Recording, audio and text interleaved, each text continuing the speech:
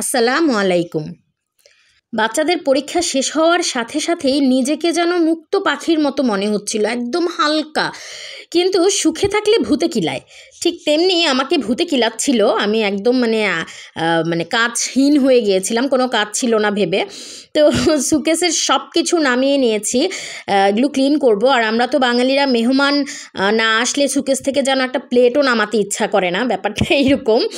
যদিও আমার ক্ষেত্রে এই ব্যাপারটা খুবই কম। আমি বাচ্চাদেরকে বলেই রেখেছি, তোমাদের যখন যেটা ইচ্ছা তখন নামিয়ে সেটা ইউজ করবা।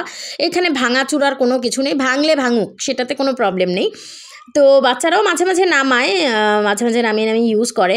কিন্তু তারপরেও দেখা যায় কিছু কিছু জিনিস একদমই টাচ করা হয় না, সেগুলো ক্লিন করে নিয়েছিলাম। আর আমি এক জায়গার ঘরের ফার্নিচারগুলো এক জায়গা থেকে আরেক জায়গায় নিয়ে একটু নতুন লুক দিতে আমার খুব ভালো লাগে, নিজের কাছে খুব ভালো লাগে। আসলে ঘর গোছানোটা তো মানুষের জন্য না, নিজের জন্যই। তো এই জন্য আমি সুকেসটাকে এক জায়গা থেকে আরেক জায়গায় শিফট করেছি।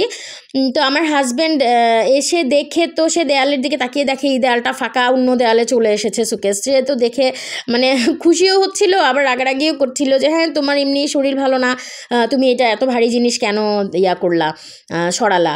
তো যাই হোক, আসলে ঝোঁক উঠলে তো কোনো মাথা ঠিক থাকে না। এই যে আর রাতে কাজ করতে করতে অনেক রাত হয়ে গিয়েছিল, সকালেও গ্যাসের অবস্থা তো ভালো না, চুলায় আগুন নেই। তাই আম্মুকে ফোন করে বললাম যে সকালে নাস্তা পাঠাতে। তো আম্মু সাথে সাথেই একদম খিচুড়ি রান্না করে, তারপরে শোল মাছ ভুনা ছিল, সেটাই রান্না করে আব্বুকে দিয়ে পাঠিয়ে দিয়েছে। আমার হাজব্যান্ড আমরা সবাই সকালে এই খিচুড়ি দিয়েই নাস্তা করেছি, আব্বু নিয়ে এসেছিল খিচুড়িটা। আর ওদিকে আমি যত থালাবাটি ছিল এগুলো নামানোর কারণে খুব ধুলা জমে গিয়েছিল ঘরে, একদম বাজে অবস্থা হয়ে গিয়েছিল, সব জায়গাতে যেন ধুলা ধুলা ধুলা।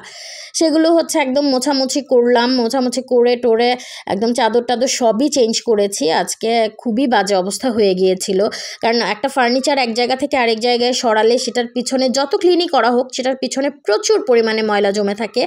আর ওদিকে বাচ্চাদের বই খাতাও গোছানো হয়নি, কারণ যাদের লাগবে তারা এর মধ্যেই ডিসেম্বরের মধ্যেই নিয়ে যাবে যে ওই বইটা কিন্তু আমার জন্য রেখে দিবেন, ওই বইটা আমি নিব, বইটা লাগবে, এরকম আর কি।